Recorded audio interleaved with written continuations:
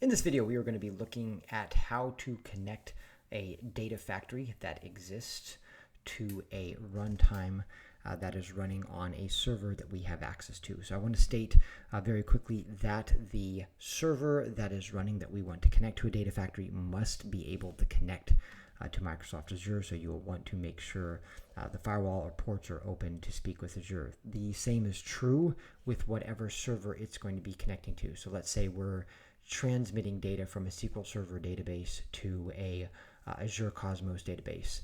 That means that let's say distribution server, which is where the runtime will be, needs to be open to both the SQL Server as well as the data factory. The data factory will be able to communicate to the Cosmos DB. So the first thing is, when we are in the author and monitor of the data factory, we are going to go to connections, and unfortunately I didn't highlight it here, though I believe my cursor highlights, and we are going to click this new here. I also didn't highlight that. That was my mistake. This is under integration runtimes. I believe when you click on connections, the first default is linked services. We're not going to click there. We're going to click linked runtimes. Okay. The next thing that we're going to do is when we click on that new, it should pop up on the right side. That's for now. Keep in mind, Microsoft Azure changes quite frequently. So we'll see we have the option to do, by the way, Azure SSIS, for those of you who are familiar with SSIS. But in this case, we're going to be doing Azure self-hosted. Okay. So we're going to be clicking on that. Again, I didn't highlight that. That was my mistake. And so once we click on that, then we are going to check the option self-hosted. If we already had a runtime up and running and set up in Azure, and we wanted to link it to an existing one, we would click this option here, link to self-hosted. But since this is an initial setup, that's what we're going to be selecting. Okay, then from there, we're going to give it a name. In this case, I'm just using a contrived name and then a description, be how you want, and then we'll click the option to create. When we create it, and this is for now, we'll see a couple of things here. First of all, it will give us the link to download and install the integration runtime. I would recommend definitely using the one that it provides because it should provide you with the most up-to-date one. And it is a runtime that needs to be updated from time to time. It also will provide you with two keys. As you see, this has been hashed out.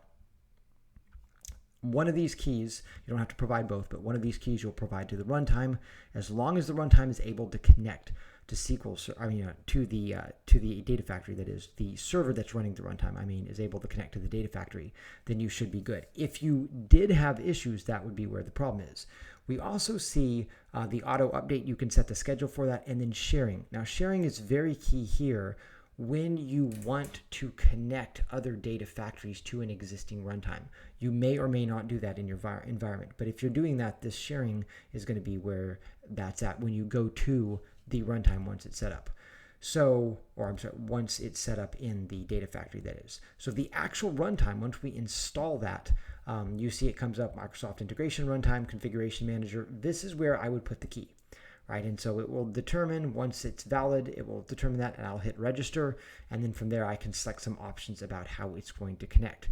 Again, the key here is, which is not stated, but it's just understood that this server, wherever the runtime is at, can of course communicate with the data factory and can communicate with Azure. It also needs to be able to communicate to whatever it is that we're trying to transmit data from.